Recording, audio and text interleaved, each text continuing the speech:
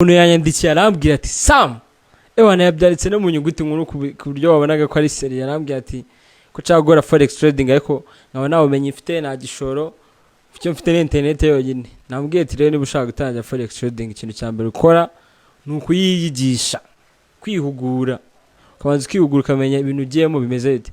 Wari wabona umufundi wubaka inzu atarabyize cyangwa ugapatana ngo bagoye kubaka inzu ngo engineer utarabyize udafite experience wapi. Ikintu cyose gisaba kujya kubanza ukakiga. Nambwiye rero banza wige wiyigishe. Kwiyigisha mu buryo bwo kwigisha abantu benshi mufite ubwo bushobozi bwo kwiyigisha ariko ntabwo muzi ahantu mwakigisha. YouTube channel iriho amasomo ariho amasomo arenga ane, hariho ama videos arenga n'indi kwigisha ama video afite nk'isaha ugene muyarebe. YouTube channel ni ya Sam FX.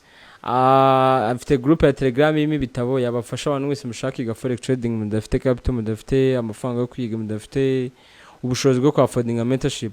Ikindi kintu niba ushaka gukomeza kumenya ama tips ya forex trading cyangwa ukuntu wakorera amafaranga online, ma cryptocurrency mu byose ngo Bitcoin n'amatazi n'ibyayo babyita ngo ne Bitcoin. Mumfollowing kuri Instagram ni Sam FX. Let's go.